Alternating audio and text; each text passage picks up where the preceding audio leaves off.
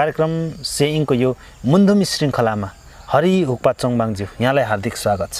शिवहरू भनिँदै आएको र सुनिँदै आएको कुराहरू त धेरै छन् मुन्धुमको बारेमा। मुन्धुमलाई धेरै तवरले धेरै एङ्गलबाट धेरै दृष्टिकोणबाट हेर्ने पनि गरिन्छ। ब्रह्माण्डको साह्रै सुन्दर व्याख्या विश्लेषण अथवा त्यहाँ उल्लिखित कुराहरू छन्। अब यो त मुन्धुम हजारौँ हजार वर्ष पुरानो, लाखौँ करोडौँ वर्ष पुरानो भन्ने पनि छ। अब यसको आफ्नै ठाउँमा होला। तर सबैभन्दा पहिले यो जति यति पुरानो उति पुरानो यस्तो उस्तो भन्नुभन्दा पनि यो मुन्धुमी कुराहरूमा, मुन्धुममा जो सुनिँदै आएको लेखिएको ब्रह्माण्डको विश्लेषण व्याख्या छ, यो कुरालाई हाम्रो अग्रजहरूले अथवा मुन्धुम सम्बन्धी अध्येताहरूले कसरी थाहा पाए, कसरी सुने अथवा कसरी त्यो कुराहरू लेखियो होला भन्ने कुराहरू भनिदिनुहोस् न। नोगन अब मुन्धुम भन्ने बित्तिकै मुन्धुमका धेरै विधाहरू छन् र अहिलेसम्म मुन्धुमविद भन्ने व्यक्तिहरू पनि धेरै देखा परिसकेका छन् र कतिपय कुराहरू मिलिराखेका छैनन् र अब मुन्धुम चाहिँ कसरी उनीहरूले त्यो मुन्धुमी कुराहरू, मुन्धुमले चाहिँ दिशानिर्देश गरेका कुराहरू, मुन्धुममा बताइएका कुराहरू कसरी थाहा पाए भन्ने कुरा चाहिँ साँच्चै नै एउटा तपाईको त्यो एउटा गहन विषय बनेको छ। अब भन्न त सजिलै गरी भन्छन् हैन। अब उदाहरणको निम्ति आजको 400-500 वर्ष अगाडि मात्र चाहिँ ग्यालिलियोले चाहिँ पृथ्वी चाहिँ घुम्छ भनेर प्रमाण गरे। नभए तपाईको पृथ्वी चेप्ट्यो छ भन्ने नै मान्यता राख्थे र पृथ्वी चाहिँ हिँड्दैन, सूर्य चाहिँ हिँड्छ भन्ने खालको मान्यता थियो। तर हाम्रो मुन्धुमी शब्दमा चाहिँ पृथ्वी चाहिँ ईसादिङ खाम्बे कि त्यसको चाहिँ तपाईको त्यही शब्दले नै घुमिरहने पृथ्वी भनेर चाहिँ अर्थ खुल्छ। र त्यो कुराहरू कसरी पत्ता लाए त? त्यो त त्यति बेला त वैज्ञानिकहरू पनि थिएनन् र त्यो विषयमा चाहिँ खोजी गर्दाखेरि अब हामीले हाम्रो मुन्धुमलाई तपाईको एउटा धार्मिक संस्कारको रूपमा व्यवस्थापन गर्ने यहाँको एउटा शब्द छ। अब तागेरा निगो आफुमाङ भनेको चाहिँ मेन्नीमा मेन्धामा सेखा अनुमा तागेरा निगो आफुमाङ भनेको चाहिँ आँखाले देख्न नसकिने हैन। त्यो चाहिँ एउटा परम देवता,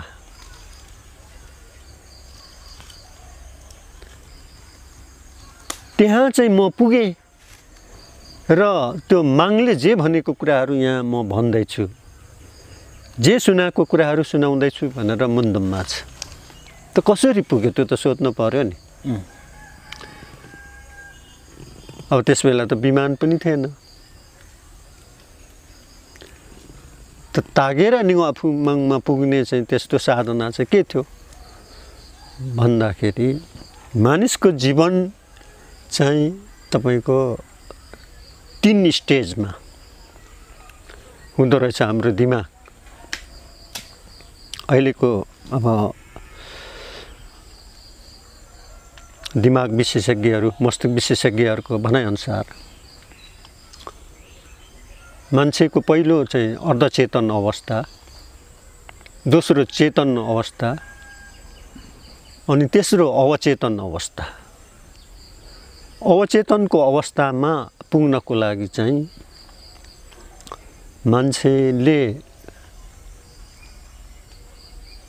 संसारमा भएको भौतिक वस्तुलाई बिर्सेर शून्यमा परिणत हुन सक्नु पर्दो रहेछ। त्यो शून्यमा परिणत हुने माध्यम चाहिँ ध्यान। हाम्रो मुन्दुमी भाषामा तुवा भन्छ।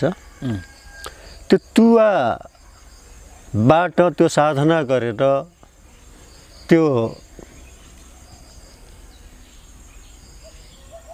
हाम्रो अवचेतन मनको पूर्णतामा पुगिसकेपछि कि त्यो संसार ब्रह्माण्डका हरेक वस्तुहरूलाई बुझ्ने हाम्रो दिमागले त्यो क्षमता राख्दो रहेछ भनेपछि यहाँ चाहिँ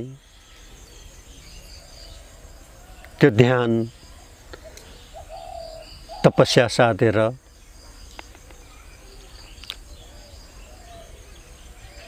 मागसँग चाहिँ तपाईको कनेक्ट हुन सके अथवा मागसँग चाहिँ तपाईको उनीहरूको चाहिँ के सम्पर्क जोडियो र सर्वव्याप्त मागसँग जोडिसकेपछि चाहिँ त्यो हरेक वस्तुहरूको ज्ञान थाहा हुन सक्दो रहेछ र त्यसैले गर्दाखेरि त्यो अवचेतन मनको पनि अथवा बुद्धको भाषामा भने प्रज्ञा प्राप्तिको चाहिँ स्टेजमा पुगेर अब त्यो कुराहरू तपाईको अब हिन्दूहरूले त 3 त्रिलोक 14 भुवन भन्छ हैन तर हाम्रो चाहिँ त्यसो नभनेर 3 त्रिलोक 18 भुवन भन्छ हाम्रो तल 9 माथि 9 तल मुन्दुमले त्यसरी इङ्गित गरेको छ नि त स्टेप अब हिन्दूहरूको चाहिँ अब 14 भन्ने छ तर 7 दुनी 14 गन्तीमा त अब चाहिँ 9 छ हैन 9 देखि माथि त छैन फेरि अब गणितमा चाहिँ 1 2 3 4 5 6 7 8 9 देखि माथि त छैन फेरि शून्य जोडेर मात्रै त्यसको गन्ती बढ्छ त्यसले गर्दा त्यो हाम्रो मुन्दुमले चाहिँ त्यो 9 तला माथि त्यो किराँत मुन्दुममा पनि उल्लेख गरिएको छ अब त्यहाँसम्म चाहिँ याङ पुगेको त कसरी पुग्यो भन्दाखेरि त्यो तपाईको हाम्रो चाहिँ भित्री आँखा भित्रीबाट देख्न सकिने त्यो तत्त्व चाहिँ त्यहाँ पुगेर उसले चाहिँ तपाईको त्यो सबै कुराहरू थाहा पायो पानीको गहिराई हावाको गति अब यो शून्यको चाहिँ तपाईको गतिहरू अब तपाईको ग्रहगण नक्षत्र ताराको चाहिँ गतिहरू त्यो सबै बुझ्ने क्षमता राख्दो रहेछ तर अहिले त अब त्यस्तो खालको साधना त अब वादकै रूपमा मात्रै छ हैन र मलाई जहाँसम्म लाग्छ अघि हाम्रा पुर्खाहरू चाहिँ त्यसरी ध्यान तपस्या साधेर त्यो अवचेतन मनको चाहिँ के माथिल्लो स्टेजमा पुगेर पृथ्वीको गति त्यसभित्रका भएका धातुहरू मुन्दुममा चाहिँ पृथ्वीभित्रको हैन उनीहरू पनि चाहिँ बताउँछन् त उनीहरूले चाहिँ त्यसरी थाहा पाएर चाहिँ सूर्य चन्द्र माथि चाहिँ ग्रहगण नक्षत्र तारा यी सबै कुराहरू चाहिँ उनीहरूले त्यसरी पत्ता लगाएको ब्रह्माण्डको हरेक वस्तु तत्त्वको गुण कर्महरू पत्ता लगाएको चाहिँ मलाई लाग्छ त्यो सबै ध्यान साधनाबाट चाहिँ भित्री तपाईको भित्री आँखा जुन किसिमको चाहिँ संसार ब्रह्माण्डलाई देख्न सक्ने चाहिँ ज्ञानको ज्योति अवलोकित गरेर उनीहरूले त्यो बुझ्न सकेको भन्ने चाहिँ लाग्छ मलाई यसै प्रसङ्गमा याङको कुरा उठाउनु भयो त्यो याङ काल अथवा याङको बेलालाई अहिले अनुमान गर्दाखेरि कति समय अगाडिको कुरा हो भनेर अनुमानसम्म गर्न सकिन्छ अब मानव उत्पत्तिको कुरा विज्ञानसम्म जाँदा त अब धेरै माथिको कुराहरू छ हैन अब मुन्दुममा चाहिँ तपाईको मानव सृष्टिको 8-10 पुस्ता पछाडि बनेको छ हिमानसिंह चेम्जोङले लेख्नु भएको चाहिँ किराँत मुन्दुममा त्यही कुरा उल्लेख छ तर पनि अब त्यो यति उति नभन्दा पनि जेस अब धेरै प्राचीन समयमा कि याङले चाहिँ तपाईको जुन धर्म संस्कारको व्यवस्थापन गर्नुभयो नि त्यो भनेको अब मानव समाजको सामाजिक एकता चाहिँ सायद स्थापित भइसकेकै थियो होला भन्ने आकलन गर्न सकिन्छ। अझै पनि जस्तै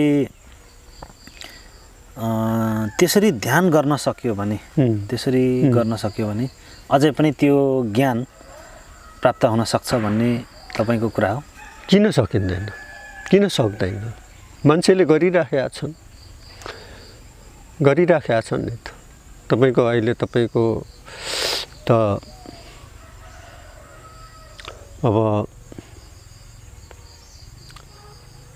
कम्तीको पनि स्वास्थ्यको लागि मात्रै पनि ध्यान गर्नु धेरै राम्रो कुरा हो हैन? अब त्यो खोल्नको लागि गरिने ध्यान चाहिँ तपाईको निकै जोडले त्यसको गहिराइमा डुब्न सक्नुपर्छ। त्यसमा चाहिँ प्रेरित भएर चाहिँ सबै कुरालाई बिर्सेर त्यतातिर जान सक्नुपर्छ। प्रसङ्ग ध्यानकै कुरामा छौँ हैन? यसै प्रसङ्गमा जस्तै सामान्य मान्छेले कल्पना गर्न नसकिने क्या, जस्तै महागुरु फाल्गुनन्दले पानी उमार्नुभयो सुक्खा ठाउँमा, लोब्रे जस्तो ठाउँमा, जितपुरमा। त्यो त आँखाले प्रत्यक्ष देखिने गरी छ। मान्छेले सुन्दा हो कि चाहिँ भन्दैनन्, तर प्रत्यक्षदर्शीहरू अझैसम्म छन् र कोही कोही मान्छेहरूले त्यसरी भन्दै आएकोले गर्दाखेरि यो महागुरुले उमारेको भन्ने छ प्रसङ्ग, कुरा छ हैन? अब सामान्य मान्छेलाई सुनाउने हो भने त्यो पत्याउँदैनन्। यो कुरालाई अलिकति त्यो याङको जुन ध्यान विधिको कुरा गर्नुभयो त्योसँग कता कता तुलना गर्न, जोड्न अथवा त्योसँग सँगसँगै झनै विश्लेषण गर्न सकिन्छ? म तपाईलाई एउटा कुरा भनौँ है, यही प्रसङ्गमा आइहाल्यो कुरा। यो मान्छेको शरीर भनेको तपाईको योगिस्टरले 7वटा चक्रमा विभाजन गरेको छ। 7वटा चक्रमा मान्छेको सबभन्दा पहिलो मूलधार चक्र। मूलधार चक्र चाहिँ तपाईको यो हाम्रो चाहिँ तपाईको यो पिनको वरिपरिको भागलाई भनिन्छ मूलधार चक्र। मूलधार चक्र। त्यहाँदेखि माथि तपाईको अधिष्ठान चक्र, दोस्रो स्टेप। अनि तेस्रो स्टेप चाहिँ मणिपुर चक्र। अनि चौथो स्टेप चाहिँ अनाहत चक्र। पाँचौं स्टेप चाहिँ हृदय चक्र।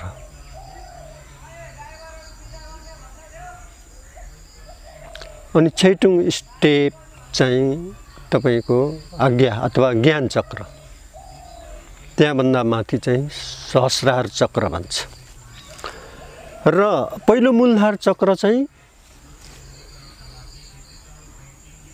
त्यो चाहिँ यो पृथ्वीसँग सम्बन्धित छ, त्योसँग कनेक्टेड। अनि दोस्रो स्टेप अधिष्ठान चक्र चाहिँ जलसँग सम्बन्ध। अनि तेस्रो स्टेप छ मणिपुर चक्र, त्यो चाहिँ वायुसँग, हावासँग। अनि चौथो अनाहत चाहिँ तपाईको अग्निसँग उसको चाहिँ सम्बन्ध। अनि त्यहाँभन्दा माथि जुन हृदय चक्र, त्यो चाहिँ मान्छेको आत्मासँग सम्बन्धित। त्योभन्दा माथि चाहिँ ज्ञान चक्र हैन, त्यो चाहिँ आकाश तत्त्वसँग सम्बन्धित। अनि त्यहाँभन्दा माथि सहस्रार चक्र चाहिँ माङसँग सम्बन्धित। मूलधार चक्र मात्रै बिउतेपछि पृथ्वीको ज्ञान सबै आउँछ।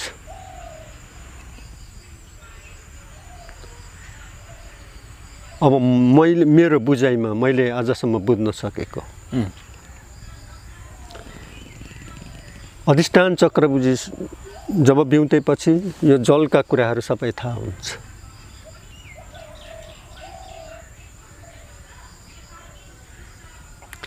मणिपुर चक्र पुगेपछि यो वायु सम्बन्धी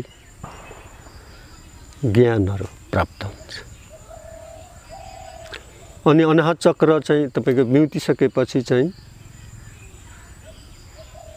तापक्रम अग्नि सम्बन्धी त्यो पूर्ण ज्ञान प्राप्त हुन्छ।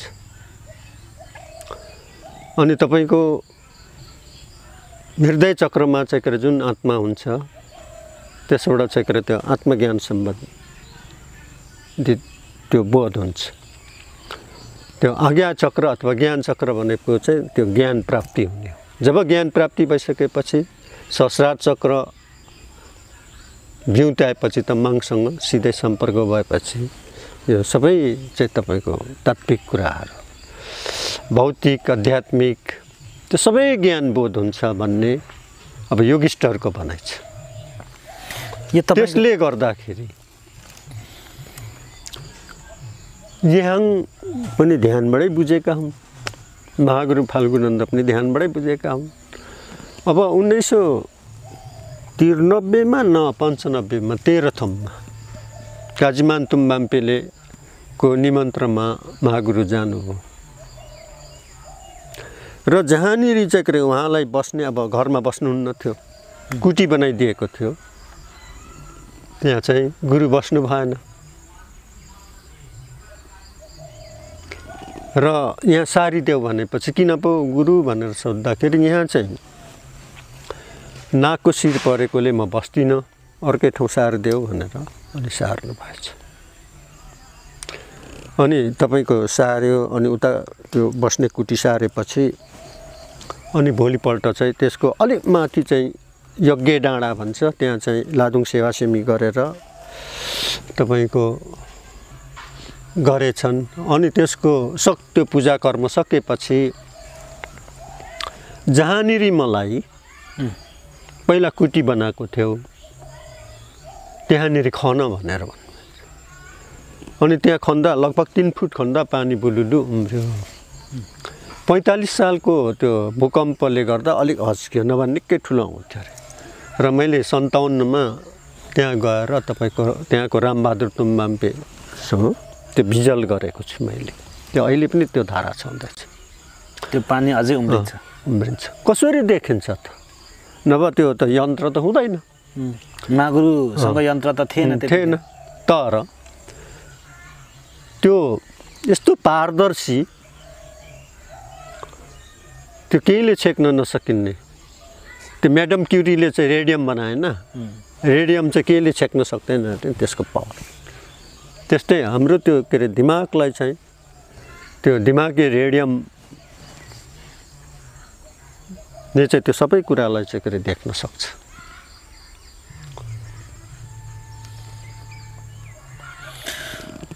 र महागुरु अब येहाङहरू, सोदुङ्ग्यानले मोहङहरू, उनीहरूले तपाईँको हाम्रै मात्रै कुरा नगरौँ न, अब तपाईँको नास्ट्रेडमसहरू, अब त्यस्ता व्यक्तिहरू, अब गणित शास्त्रको कुराहरू, खगोल विज्ञानको कुराहरू सबै थाहा हुन्छ। त्यो भित्रबाट हेर्ने दृष्टि, विज्ञान चाहिँ तपाईँको हरेक वस्तुलाई खोज गरेर त्यसलाई चाहिँ तपाईँको कट गरेर चाहिँ के अरे तपाईँको अनुसन्धान गर्ने, हेर्न सकिने, बुझ्न सकिने।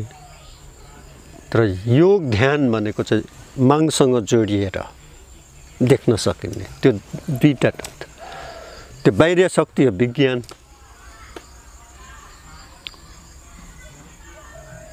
भित्री शक्ति हो चाहिँ तपाईँको ध्यान, आध्यात्मिक भनौँ न। आध्यात्मिक ज्ञान चाहिँ भित्री शक्तिबाट चाहिँ देखिने, हरेक वस्तुसँग चाहिँ तपाईँको त्यसलाई हेर्न बुझ्न सबै सकिने। अब अहिले तपाईँको चाहिँ के अरे आधुनिक यन्त्रबाट अब यहाँ त छैन, हङकङतिर उता जापानतिर उता अमेरिका टाइफन आउँछ भन्छ नि त। तर त्यस्तो योगीहरूलाई चाहिँ अघि थाहा हुन्छ, त्यो सूक्ष्म हावाबाट उनीहरूलाई सङ्केत भइहाल्छ, भुइँचाल कसरी आउँछ थाहा भइहाल्छ। त्यो दिमाग चाहिँ यति हुन्छ कि त्यो के अरे त्यो पावरफुल हुन्छ कि संसारलाई हेर्न सक्ने क्षमता मानव मस्तिष्कलाई दिएको हो नि त। तर हामी त नबुझेर त्यसलाई चाहिँ अब योगिस्टहरू के भन्छन् भने त्यसलाई निस्तेज गराउने, मानिसलाई समाप्त बनाउने 3-4 कुराहरू: रिस, क्रोध, लोभ, मोह, ईर्ष्या, अहङ्कार। मानव जीवनको चाहिँ मानवीय स्वभाव र त्यो के अरे जुन एउटा शक्ति प्रकृतिले दिएको मानवीय शक्ति छ त्यसलाई नाश गर्ने चाहिँ ती चिजहरू, त्यसलाई परास्त गर्नको लागि जाने भनेको नै ध्यान अनि खुल्ने भनेको नै ज्ञान हो। र हरेक वस्तु तत्त्व ब्रह्माण्डका हरेक कुराहरू चाहिँ हाम्रो मन्दमिष्ट ध्यानीहरूले चाहिँ त्यसरी पत्ता लगायो। यसै प्रसङ्गमा योसँगै जोडिने यो ज्ञान प्राप्ति गर्नको लागि ध्यानको कुरा गर्नुभयो होइन? ध्यान चाहिँ कसरी गर्न सकिन्छ यो त्यहाँ पुगिन्जेलसम्मको होइन, सुरुवात कसरी गर्न सकिन्छ त्यतिसम्म भनिदिनुहोस् न। सुरुवात भनेको अब ध्यानका धेरै विधाहरू छन् होइन? अब मैले चाहिँ विपसनाबाट सिकेको हो। त्योभन्दा पहिला पनि अब ध्यानहरू गर्थेँ। विपसनाले चाहिँ के भन्छ भने हरेक कुरालाई समदृष्टिले हेर्ने, समतामूलक दृष्टिकोण चाहिँ त्यस्तो हुनु पर्यो। र पहिला चाहिँ के भन्छ भने ध्यानको विधामा जानुभन्दा अगाडि पञ्चशील सिद्धान्त भन्छ। 5वटा कुरा चाहिँ तपाईको पालन गर्नुपर्ने। त्यो के हुन् त भन्दाखेरि पहिलो कुरा ढाँट्नै नहुने, दोस्रो कुरा चोर्नु नहुने, तेस्रो कुरा व्यभिचारी हुन नहुने, चौथो कुरा दुर्व्यसनी चिजहरू सेवन गर्नै नहुने। अनि हाम्रो मान्छेहरूले त ध्यान गर्ने अवस्थै रहेन नि। अब के अरे तपाईँको दुर्व्यसनी चिजमै पर्छ जाँड रक्सी, त्यो त अब जति कसेर बस्दाखेरि पनि त्यो हुँदैन।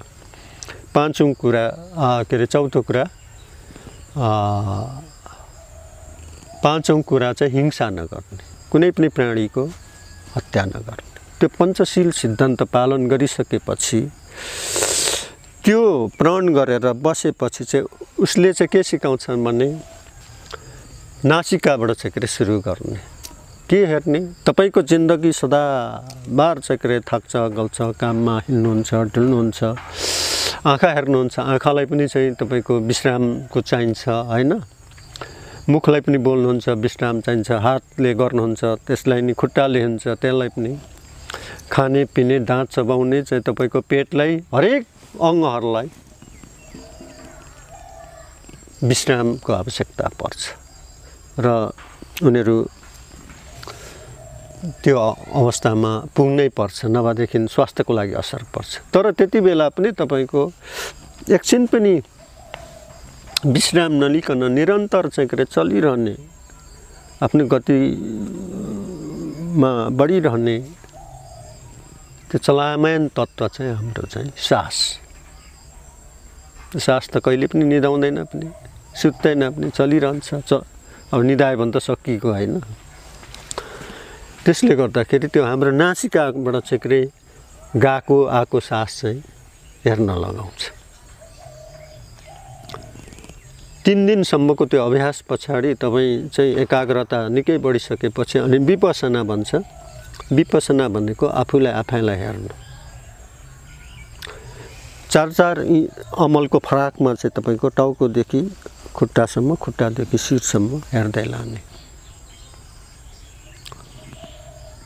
पहिला चाहिँ एक पाटा मात्रै हेराउँछ यसरी, अनि अलिक भएपछि 2 पाटा हेराउँछ, अनि पछि तपाईँको जब ध्यान खादिएपछि तपाईँ समग्र एकैचोटि हेर्दै जाने, हेर्दै ल्याउने। र त्यही चाहिँ साधनाबाट बिस्तार बिस्तार बिस्तार बिस्तार तपाईँको शरीरको विकारहरू अन्त्य हुन्छ। त्यो तपाईँको शरीरको विकारहरू जाँदाखेरि त्यसलाई सूक्ष्म संवेदना भन्छ। कि तपाईँको शरीरको चाहिँ तपाईँलाई बचाउने जीवाणुहरू र तपाईँलाई मसाउने जीवाणुहरूको द्वन्द्व। तर जब तपाईँ सकारात्मक सोचमा ध्यानमा जानुहुन्छ तपाईँलाई बचाउने जीवाणुहरू मजबुत हुन्छन् र तपाईँलाई मसाउने जीवाणुहरू चाहिँ तपाईँको निस्तेज भएर चाहिँ बाहिरिन नलाग्दाखेरि चाहिँ मान्छेको शरीरहरू हरेक चिलाउने फुरफुराउने अनेक हुनुहुन्छ। र ध्यानको विधि चाहिँ त्यो विपसनाबाट चाहिँ त्यो गरिन्छ। र यतापट्टि हाम्रो चाहिँ प्राय एकैचोटि मागलाई सम्झिने हैन, त्यो पनि हुन्छ। तर मागलाई सम्झिनु पनि त पहिला त आचरण निर्माण गर्नु पर्यो नि। बिहानभरि चाहिँ तपाईँको ध्यान बस्यो, रातभरि ध्यान बस्यो, अथवा यति दिन ध्यान बस्छु भन्यो, अनि भोलिपल्टदेखि फेरि ढाँट्दै हिँड्यो, चल्दै हिँड्यो होइन। अनि चाहिँ आफ्नो स्वार्थ हुन्छन् त्यहाँ, लोभ हुन्छन् त्यहाँ, मोह हुन्छन् त्यहाँ, बाध्दै हिँड्यो। अब लु मान्छे त नमारिएला, अरू गरिएला, तर अब दुर्व्यसनी चिजहरू सेवन गर्दै अर्थ राख्दैन। पहिलाको ध्यानीहरू किन जङ्गल पस्थे? जङ्गलमा पसिसकेपछि आवाजहरूको अहिले होइन, कसैले गलत किसिमको चाहिँ के अरे शब्द बोल्यो, त्यो कानमा थुर्यो भने पनि त्यसले पनि त्यो हाम्रो ध्यानलाई डिस्टर्ब गर्छ पुरै। नकारात्मक ऊर्जा त्यहाँबाट तँलाई मार्छु भन्ने चाहिँ के अरे कसैको आवाज आयो भने त्यहाँ नकारात्मक ऊर्जा आइराखेको हुन्छ। त्यस्तोबाट बच्न पनि चाहिँ जङ्गलभित्र पस्थे नि त। अब अहिले त तपाईँको त्यो ध्यानको उनै हरायो। अब विपसना ध्यानले अहिले ध्यान गराउँछ। अब योगी महर्षिले ध्यान गराउँछ। नेपालमा डाक्टर विकासानन्दले पनि ध्यान गराउँछ। तर अब उनीहरूको जेला लिएर अब के लिएर घरमा अब त्यहाँ थुप्रै मान्छेहरू, त्यसबाट चाहिँ त्यस्तो चाहिँ के अरे पारङ्गत ज्ञान प्राप्त हुन सक्दैन। स्वास्थ्यको लागि चाहिँ काफी हुन्छ त्यो पनि।